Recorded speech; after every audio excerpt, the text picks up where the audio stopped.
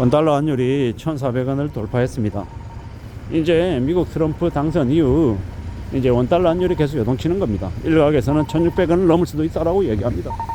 이렇게 원달러 환율이 이제 급등하게 되면 어떻게 됩니까? 한국 경제 이제 되게 이제 뒤틀리기 시작하는 거죠. 결국 서민들의 삶, 보통 사람들의 삶이 더욱더 힘겨워질 것 같습니다. 이 기준금리, 한국 기준금리 이제 2025년에 한 3차례 정도 내려서 한 2.5% 정도 수준으로 낮추려 했는데 그게 가능하겠습니까? 어렵죠. 미국이라고 한 나라가 기준금리 인하를 이제 기존 횟수보다 줄이기로 이제 분위기가 이제 몰아가지는 걸 보면 아, 한국의 경제가 절대로 나아지기가 쉽지 않겠구나. 2025년, 26년, 27년, 28년, 어쩌면 29년. 앞으로 이제 3, 4년이 아니라 한 4, 5년 가량 이제 한국의 경제가 더 혹독한 이 겨울로 들어가는구나 라고 생각하게 됩니다. 결국 이제 우리가 살아가는 세상이라는 게 좋을 때도 있고 안 좋을 때도 있는데 지금은 안 좋아지는 이제 초입이다 라고 생각하고 움직여야 되겠습니다. 위기가 1997년에 IMF 때처럼 이제 왔다가 다시 이제 반등하는 V자로 이제 회복하는 이런 일이 이제 1997년 IMF 이후에는 있었지만 앞으로는 이제 그런 거 기대하기 어렵다라는 거죠. 나아지긴 않겠지만 경제가 어려워지는 것도 아주 이제 천천히 이제 깊숙이 어려워지고 회복되는 것도 아주 더디게 천천히 될 것 같다라고 생각합니다. 물론 지금이 아니라 나중에 한 4년 5년 뒤쯤에 뭐 이기 신도시 뭐 재건축 펌프질 하고 여러 가지 분위기들 다시 만들어서 이제 경제 상황이 좋아지게 만들겠죠. 그런데 그러기 전에는 많은 것들을 무너뜨리고 망가뜨리고 이제 채권 정리하고 거품 껴 있는 것들 거품 다 빼고 이제 꺼트려서 불꽃들을 꺼트려서 이제 정리하는 작업들을 한다는 거죠. 그러는 중에 이제 못 버티는 사람들 100만 명, 150만 명 죽든지 말든지 시용불량자가 되든지 말든지 그건 니네들이 잘못한 거잖아 라고 해버리고 그냥 싸그리 다 청소한다라는 겁니다.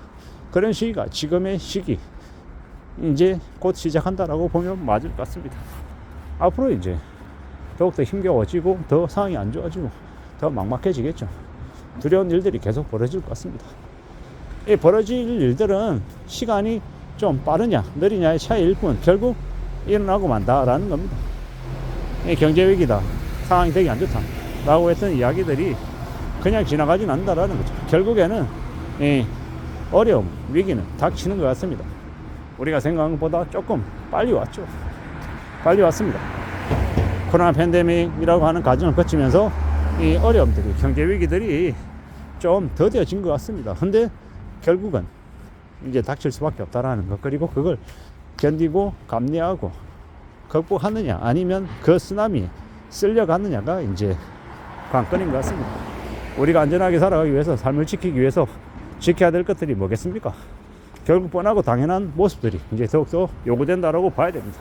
절약하는 거, 아끼고 사는 거, 검소하게 사는 거, 함부로 돈 쓰지 않는 거, 저축하는 거, 멀리 내다보고 장기 투자하는 거, 그런 것들이 더욱더 필요한 것 같습니다. 뭐 5배 본다, 3배 본다, 10배 본다 이런 욕심 말고요. 그냥 우직하게 기다리고 있다가 그러고 있다가 이제 배당받고 또 가지고 따지면 또 사놓고 뭐 이런 것들이 더욱더 필요하겠죠. 그런 생각들을 하며 살아가야 될 것 같습니다. 천천히 차근차근 가야죠. 그게 더욱더 필요한 시대가 지금의 시대 같습니다. 우리가 살아가는 시대에 어떤 일이 벌어질지, 어떻게 살아가게 될지 고민들 많죠. 걱정도 많고요. 그럴 때일수록 더 마음껏 깨먹고 삶을 좀 잘 갖고 나가야 될 것 같습니다. 살아가는 인생이, 삶이 절대로 쉽지 않다라는 거, 많은 어려움이 도사리고 있다라는 거 인정하고 받아들이고 살아가야겠죠. 그래야 될 것 같습니다. 험난한 시대를 살아가고 있다라는 거, 절대로 쉽지 않다라는 거 인정하고 받아들여야겠죠. 참 많은 생각들, 많은 고민들이 드는 게 요즘입니다. 앞으로 어떻게 지내야 될까? 어떻게 살아낼 수 있을까? 어떻게 삶을 이끌어갈까? 잘 공유하고 잘 따져보면 지내야 됩니다. 지금 우리가 살아가는 시대는 절대로 쉽지 않습니다. 많은 어려움, 많은 고충들이 기다리고 있다라는 거. 그러면 그런 것들을 감내하고 견디기 위해서 어떻게 살아야 되겠습니까? 좀 더 독한 마음을 먹어야 되고 최대한 이 저비용 모드로 이제 갖고 가야죠. 쓸데없는 비용들이 발생하는 건 최소화해야 됩니다. 그래야 앞으로 계속 살아갈 수 있으니까, 버틸 수 있으니까. 우리가 살아가는 삶이라는 게, 세상이라는 게 꽤나 어려울 수 있다라는 거, 쉽지 않다라는 거 인정하고 받아들이고, 그런 와중에 어떻게 살지를 궁리해야죠.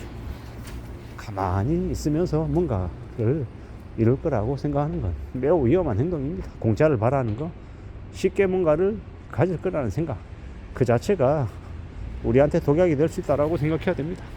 앞으로 우리의 시대는 더 험난하다라는 거, 더 어렵다라는 거 명심해야 됩니다. 인정해야 된다라는 거죠. 빡빡하고 깝깝하죠. 제 앞에 보면 개를 끌고 가는 이제 남성이 있습니다. 어쩌면 저 개가 우리의 경제이고, 이 저 개 주인이 사람의 마음일 겁니다. 심리. 근데 그 사람의 마음의 심리가, 경제가 좋아지면 이 개가 이제 앞으로 가면 그 개 주인은 이 개를 따라가는 것이죠. 근데 결국에는요, 개가 아무리 지 마음대로 가려고 해도 어느 시점에는요, 개 주인이 끌고 가려 하는 대로 가게 되어 있습니다. 무슨 얘기냐? 심리가 결정적으로 작용하는데, 이 경제가 안 좋으면 사람의 심리도 안 좋고, 경제가 좋아지면 사람의 심리도 좀 나아지고 하죠. 근데 결국에는요, 자기 스스로의 마음, 심리 이런 것들을 스스로 부여잡고 움직이면서 스스로 끌고 가야 된다라고 생각합니다. 개한테 끌려다니는 개 주인이 아니라 개를 끌고 다니는 개 주인이 돼야 하듯이, 우리는 우리 스스로의 마음가짐, 태도를 좀 잘 정립해서 움직이면서 앞으로 가야겠죠. 개한테 끌려다니는 개 주인이 되지 않아야 된다라고 말씀을 드리고 싶은 거고, 그럼 무슨 개소리냐 이렇게 얘기할 수도 있는데, 결국은 스스로 주도하며 사는 삶, 끌려다니지 않는 삶을 살아야 된다라는 게 제가 드리고 싶은 이야기입니다. 우리가 살아가는 삶이란 쉽지 않다라는 거, 그래서 더 마음 단단히 먹어야 된다라는 거, 대비하며 살아야 되고, 앞으로 닥칠 어려움을 어떻게 해서 극복할지를 잘 궁리해야 된다라는 말씀을 드립니다. 그런 여러 가지의 삶의 모습들을 다듬어 나가고 갖춰 나가고 대비해 나갈 때, 그럴 때 우리의 삶이 조금이라도 나아지지 않겠나라고 보는 겁니다. 살아가는 우리의 삶이 참 어렵다라는 것, 원달러 환율이 1,400원을 돌파했다라는 것, 앞으로 절대로 쉽지 않은 상황이 우리에게 닥친다라고 인정하고 지내야 될 것 같습니다. 명심해야 될 것들이 너무 또 많죠. 세상 살아가는 거 호락하지 않으니, 쉽지 않으니 마음을 좀 더 굳게 먹고 단단하게 살아갈 생각을 해야 될 것 같습니다. 그래야 우리의 삶을 지켜낼 수 있는 것 같습니다. 아무쪼록 저나 여러분들과 우리의 삶이 좀 더 나아지기를 바랄 뿐입니다. 이상입니다.